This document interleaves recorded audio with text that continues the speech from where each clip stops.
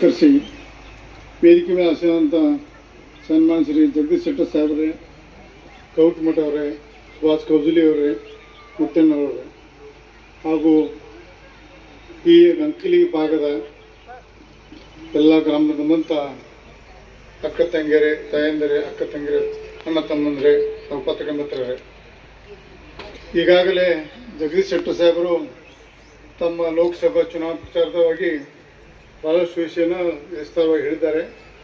ಅದನ್ನು ಮತ್ತಿಗೆ ನಾವು ಮಾತಾಡೋದಿಲ್ಲ. ಈ ಚುನಾವಣೆ ಭಾರತದ ಚುನಾವಣೆ. ಯಾಕಂದರೆ ಕೆಲವು ಚುನಾವಣೆ ಗ್ರಾಮ ಪಂಚಾಯತ್ ಇರ್ಬೋದು, ತಾಲೂಕ್ ಪಂಚಾಯತ್ ಇರ್ಬೋದು, ಜಿಲ್ಲಾ ಪಂಚಾಯತ್ ಇರ್ಬೋದು, ಶಾಸಕರ ವಿಧಾನಸಭಾ ಚುನಾವಣೆ ಇರ್ಬೋದು, ಅದು ಸ್ಥಳೀಯ ಮಟ್ಟ ವಿಚಾರವಾಗಿ ಎಲೆಕ್ಷನ್ ನಡೀತದೆ. ಲೋಕಸಭಾ ಚುನಾವಣೆ ಭಾರತದ ಭದ್ರತೆ, ಭಾರತ ಆರ್ಥಿಕ ಪರಿಸ್ಥಿತಿ ನೋಡಿಕೊಂಡು ನಾವು ಚುನಾವಣೆ ನಡೀಬೇಕಾಗ್ತದೆ. ನಾವು ಕಳೆದ 10 ವರ್ಷದಿಂದ ಹೇಗಿರ್ತೀವಿ, ಈಗ ಹೇಗಾಗಿದೆ ಎರಡು ತುಲನಾ ಮಾಡ್ಕೊಂಡು ನೋಡ್ಕೊಂಡು ಮುಂದುವರಿಬೇಕಾಗ್ತದೆ. ದಿನನಿತ್ಯ ನಾವು ನಮ್ಮ ಭಾರತದ ನೆಚ್ಚಿನ ಪ್ರಧಾನಮಂತ್ರಿ ತಮ್ಮ ನರೇಂದ್ರ ಮೋದಿ ಮಾಡುವಂಥ ಕಾರ್ಯವೈಖರ್ಯ, ಅವ್ರು ನಡೆಯುವಂಥ ರೀತಿ, ಅವರು ಮಾತಾಡೋದ ಶೈಲಿ ನಾವೆಲ್ಲ ನೋಡಿದ್ದೀವಿ. ಆದರೆ ಇಲ್ಲಿ ಕಾಂಗ್ರೆಸ್ ಪಕ್ಷದ ನಾಯಕರು ಮಾತಾಡೋದ ಶೈಲಿ, ಅವ್ರು ಮಾತಾಡೋಂಥ ದೃಷ್ಟಿ, ಅವರು ದಾಟಿ ಒಂದು ಕೆಟ್ಟ ಸಂದೇಶ ಕೊಟ್ಟು ಇಡೀ ರಾಜ್ಯ ದೇಶದಲ್ಲಿ ಕಾಂಗ್ರೆಸ್ ಇರೋದು ಕರ್ನಾಟಕ ಮಾತ್ರ ಅಂತ ಶಬ್ದ ಅವ್ರ ಬಾಯಲ್ಲಿ ಬರ್ತಾರೆ. ಇದು ರಾಷ್ಟ್ರ ಚುನಾವಣೆ ಅಲ್ಲ, ಇದು ಕರ್ನಾಟಕ ಚುನಾವಣೆ ಅಂತ ಒಂದು ಮನಸ್ಥಿತಿಯಲ್ಲಿ ಅವರು ದಿನನಿತ್ಯ ತಮ್ಮ ಚುನಾವಣಾ ಪ್ರಚಾರ ಮಾಡ್ತಾರೆ. ಯಾಕಂದ್ರೆ ಇಡೀ ರಾಷ್ಟ್ರದಲ್ಲಿ ಬರುವಂಥ ಕಾಂಗ್ರೆಸ್ ಪಕ್ಷ ಈಗಾಗಲೇ ಬರೀ 44-50 ಅವ್ರ ಸೀಟ್. ಅವರು ಈಗ ಭಾಳ 58 ಅವ್ರ ಪುಣ್ಯ. 50 ಸೀಟ್ ಬಂದ ಮೇಲೆ ಅವರು ರಾಷ್ಟ್ರದಲ್ಲಿ ಆಡಳಿತ ಮಾಡೋಕ್ಕೆ ಸಾಧ್ಯ.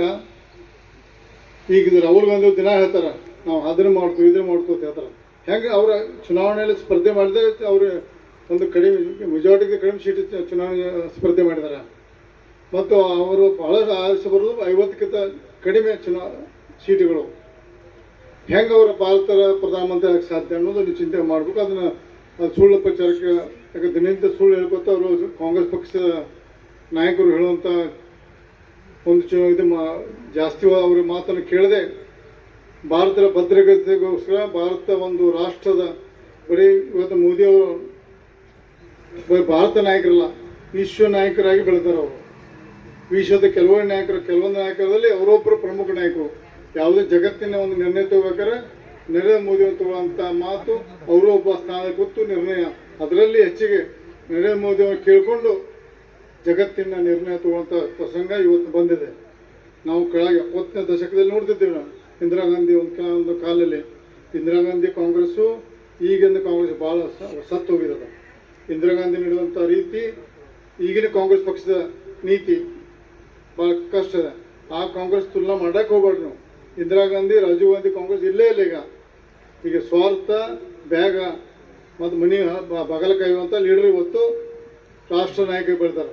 ಉದಾಹರಣೆ, ನಮ್ಮ ರಾಜ್ಯದಿಂದ ಒಂದು ಕೇಂದ್ರ ಸೀಮಿತ ಅಂತ ನಾಯಕ ಇವತ್ತು ರಾಷ್ಟ್ರ ಕಾಂಗ್ರೆಸ್ ಪಕ್ಷ ನಡೆಸುವಂಥ ಪರಿಸ್ಥಿತಿ ಕಾಂಗ್ರೆಸ್ ಪಕ್ಷ ಬಂದಿದೆ.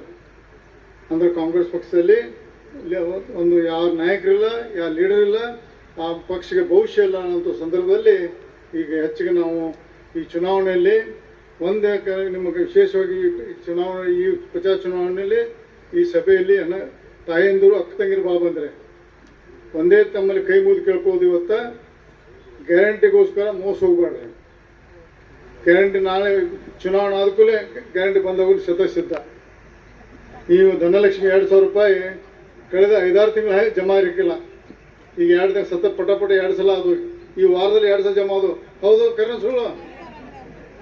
ಮೊನ್ನೆ ಒಂದು ಸಲ 2 ದಿವಸದಿಂದ ಆಗಿದೆ, ಅದಕ್ಕಿಂತ 2-3 ಮೊದಲು ಆಗಿರಕ್ಕಿಲ್ಲ ಅವು.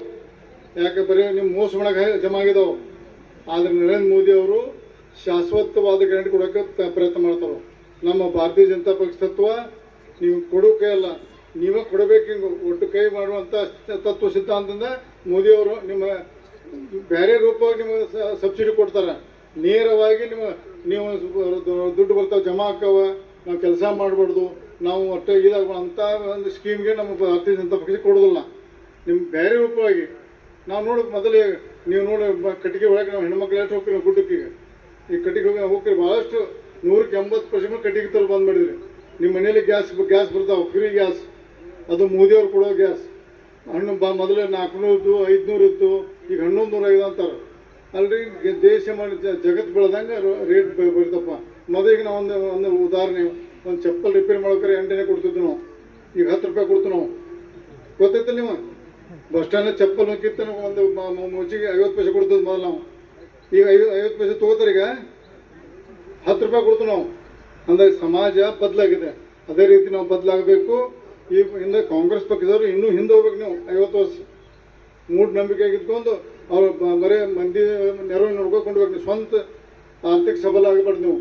ನಾವು ನಮ್ಮ ಭಾರತೀಯ ಜನತಾ ಪಕ್ಷ ನೀರಾವರಿ ಇರ್ಬೋದು, ಶಿಕ್ಷಣ ಇರ್ಬೋದು, ಆರೋಗ್ಯದಲ್ಲಿ ಜಾಸ್ತಿ ಮೊದಲ ಒಂದು 5 ರೂಪಾಯಿ 10 ರೂಪಾಯಿ 1,000 ರೂಪಾಯಿ ಹಾಸ್ಪಿಟಲ್ ಕೊಡ್ಬೇಕಾದ್ರೆ ಅಂಜಿಗೆ ಜನ ಅನ್ಸ್ರಿ 5 ಲಕ್ಷ ಮಾಡಿ ಫ್ರೀ ಅಂತ ಸ್ಕೀಮ್ ನರೇಂದ್ರ ಮೋದಿ ಮಾಡಿದಾರೆ. ಯಾಕಂದ್ರೆ ಎಲ್ಲರಿಗೂ ಆಯುಷ್ಮಾನ್ ಭಾರತ ಕಾರ್ಡ್ ಕೊಟ್ಟು ಎಲ್ಲ ನಿಮ್ಗೆ ಎಲ್ಲ ಬಹಳಷ್ಟು ಸ್ಕೀಮ್ ಮಾಡಿದ್ದಾರೆ. ಮತ್ತು ಅತಿ ಶೀಘ್ರದಲ್ಲಿ ಈಗ ಜಗದೀಶ್ ಶೆಟ್ಟರ್ ಸಾಹೇಬ್ರು ನಿನ್ನೆ ನರೇಂದ್ರ ಮೋದಿ ಅವರು ಹಿಂದಿಯಲ್ಲಿ ಭಾಷಣ ಮಾಡಿದ್ರೆ ನೀವು ಬಹುಶಃ ಭಾಳ ಮಂದಿ ಗೊತ್ತಾಗಿಲ್ಲ. ಹಮಾರ ಪುರಾಣ ಸಾಥಿಗೂ ಕಡಾಕ್ಯ ಅಂದ್ರೆ ಅದರ ಅರ್ಥ ನಮ್ಮ ಹಿಂದಿನ ಹಳೆಯ ಮಿತ್ರ ಇಲೆಕ್ಷನ್ ನಿಲ್ಲಿಸಿದ್ದೀವಿ, ಅವ್ರು ಓಟ್ ಹಾಕತ್ತೀರು ಅಂದ್ರೆ ಅದ್ರ ಅರ್ಥ ಅವ್ರು ಆರಿಸ್ಬೋದು ನೆಕ್ಕಿನ ಮತ್ತು ಮಂತ್ರಿನೂ ಹಾಕ ಕೇಂದ್ರದಾಗ ಕೇಂದ್ರ ಮಂತ್ರಿ ಹಾಕರು. ರಾಜ್ಯದಲ್ಲಿ ಇರುವಂಥ ಸ್ಕೀಮ್ ವಿಶೇಷವಾಗಿ ಬೆಳಗಾವಿ ಪಾರ್ಲಿಮೆಂಟು ಬೆಳಗಾವಿ ಜಿಲ್ಲೆಗೆ ಎಲ್ಲ ಒಂದು ಉಳಿದಂಥ ಯೋಜನೆಯನ್ನು ಮಾಡಿದ್ರೆ ಇನ್ನೂ ಅನೇಕ, ಯಾಕಂದರೆ ಇಲ್ಲಿ ನಮ್ಮ ಈ ಸಣ್ಣ ಪುಟ್ಟ ಯಾಕೆ ಬೆಳಗಾವಿ ಹತ್ತಿರ ಇರ್ಬೋದು ಮತ್ತು ನಮ್ಮ ಡ್ಯಾಮ್ ಹತ್ತಿರ ಒಂದು ಇಲ್ಲಿ ಕೈಗಾರಿಕೆ ವಲಯ ಮಾಡಿ ಸಣ್ಣ ಕೈಗಾರಿಕೆ ಮಾಡಿ ತಮ್ಮ ಉದ್ಯೋಗ ಅವಕಾಶ ಮಾಡಲಿಕ್ಕೆ ಒಂದು ಹೊಸ ಯೋಜನೆಯನ್ನು ರೂಪಿಸ್ತಾರೆ. ಇಲೆಕ್ಷನ್ ಇರೋದನ್ನು ನಾವು ಹೆಚ್ಚಿಗೆ ನಾವು ಪ್ರಚಾರದಲ್ಲಿ ಹೇಳಕ್ಕೆ ಬರೋದಿಲ್ಲ. ಜಗದೀಶ್ ಶೆಟ್ಟರ್ ಅವರಿಗೆ ಗೋಕಾಕ್ ತಾಲೂಕಿನಿಂದ ನಾವು 1 ಲಕ್ಷ ನೀಡ್ಕೊ ಅಂತ ಒಂದು ಸಂಕಲ್ಪ ಮಾಡಿದ್ದೀವಿ ನಾವು.